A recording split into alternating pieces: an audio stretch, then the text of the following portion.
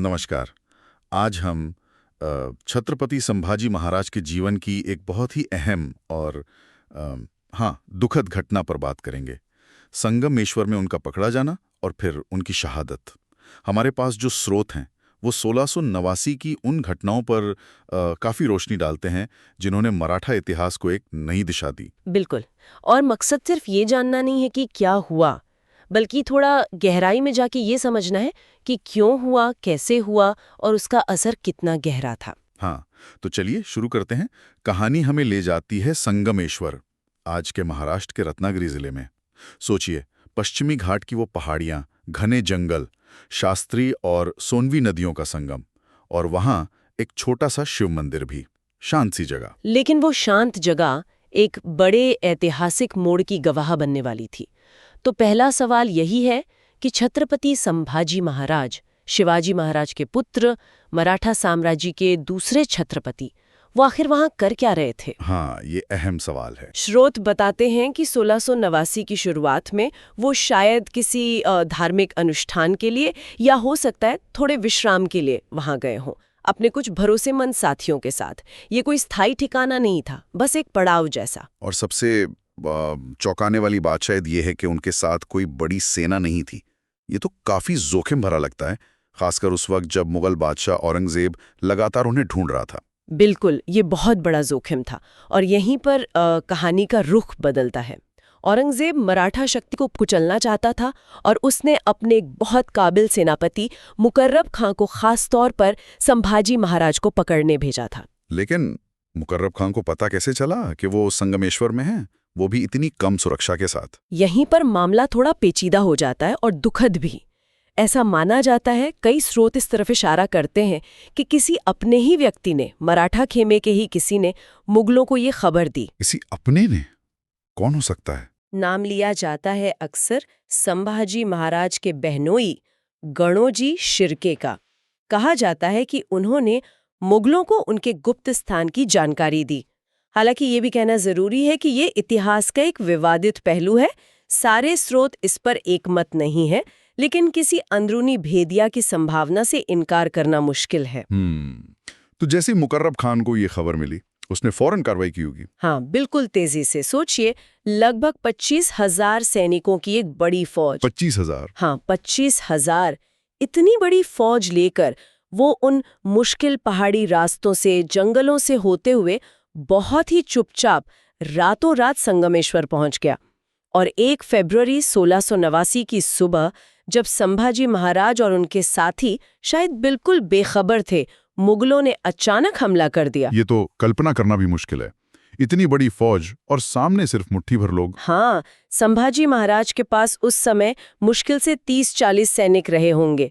वो इस हमले के लिए कतई तैयार नहीं थे। फिर क्या हुआ? जाहिर मुकाबला तो नामुमकिन रहा होगा। देखिए, नामुमकिन होते हुए भी उन्होंने हथियार नहीं डाले। संभाजी महाराज और उनके मुख्य सलाहकार कवि कलश, उन्होंने तलवारें उठा ली। संख्या बल में इतना ज्यादा फर्क होने के बावजूद उन्होंने और उनके मुट्ठी भर साथियों ने जमकर मुकाबला किया। ये सिर्फ बचाव नहीं था, ये आखिरी दम तक लड़ने का जज्बा था। वाह! मतलब हार निश्चित जानकर भी लड़ना। हाँ।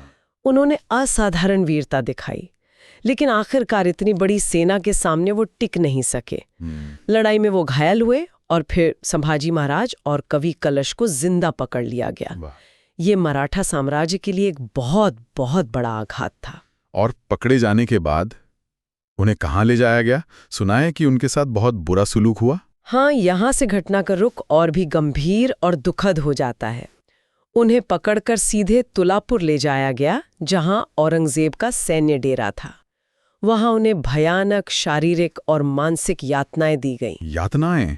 औरंगजेब क्या चाहता था उनसे? सूत्रों के मुताबिक औरंगजेब ने उन्हें इस्लाम धर्म अपनाने को कहा, बदले में जान बख्शने और शायद कोई जागीर देने का लालच भी दिया गया। लेकिन संभाजी महाराज तो शिवाजी महाराज के पुत्र थे, उन्होंने झुकने से इनकार कर दिया होगा। बिल्कुल, वो अपने धर्म, अपने स्वाभिमान पर अडिग रहे। उन्होंने धर्म बदलने या मुगलों की गुलामी स्वीकार करने से साफ इनकार कर दिया। कई दिनों तक उन्हें भीषण यातनाएं दी जाती रहीं, पर वो टूटे नहीं। और अंततः 11 मार्च 1689 को तुलापुर में उनकी अत्यंत क्रूरता के साथ हत्या कर दी गई, कवि कलश की भी हत्या कर दी गई। ये सुनकर रोंगटे खड़े हो जाते हैं। लेकिन उनके इस बलिदान का मराठा इतिहास पर क्या असर हुआ? क्या ये व्यर्थ गया? बिल्कुल नहीं, व्यर्थ तो बिल्कुल नहीं गया। सच तो ये है कि संभाजी महाराज की शहादत ने उन्हें मराठा गौरव, स्वाभिमान और मुगल विरोध का एक अमर प्रतीक बना दिया। इस क्रूरता ने मराठाओं को हिला जरूर दिया, लेकिन तोड़ा नहीं, बल्कि उनमें एक नई आग भर दी। उनके भाई राजा राम महाराज के नेतृत्व में और बाद में भी मुगलों के खिलाफ संघर्ष और ज्यादा मजबूती से जारी रहा। लड़ाई धीमी नहीं पड़ी, बल्कि और तेज हो गई। अच्छा, तो उनकी शहादत ने एक तरह से प्रतिरोध को और मजबूत कर दिया। हाँ, कह सकते हैं। उनकी वीरता और बलिदान की कहानियों ने आने वाली पीढ़ियों को प्रेरणा दी। इसीलिए आज भी संगमेश्वर और तुलापुर सिर्फ ऐतिहासिक स्थल नहीं है, वो एक तरह से तीर्थ स्थल बन गए हैं। लोग वहां उन्हें श्रद्धांजलि देने जाते हैं। एक वीर योद्धा, एक निडर नेता और अपने धर्म और मिट्टी के लिए जान देने वाले सपूत के रूप में उन्हें याद किया जाता है। सही कहा। ये घटना हमें याद दिलाती है कि इतिहास सिर्फ तारीखें और लड़ाइयाँ नहीं होता, ये उन इंसानों की कहानी है जिन्होंने मुश्किल हालात में असाधारण साहस सिखाया। तो कुल मिलाकर ये घटना हमें विपरीत परिस्थितियों में भी अपने सिद्धांतों पर, अपने मूल्यों पर टिके रहने की प्रेरणा देती है। हाँ, और ये सोचने पर भी मजबूर करती है कि इतिहास की कौन सी घटनाएं आज भी हमें प्रभावित करती हैं और क्यों, उनकी प्रासंगिकता आज भी क्यों बनी हुई है। और एक सवाल शायद हम सब अपने आप से पूछ सकते हैं कि जब दबाव बहुत ज्यादा हो, जब बड़े बड़े प्रलोभन सामने हो, तब अपनी जड़ों से जुड़े रहने का, अपने वजूद पर कायम रहने का असल मतलब क्या होता है?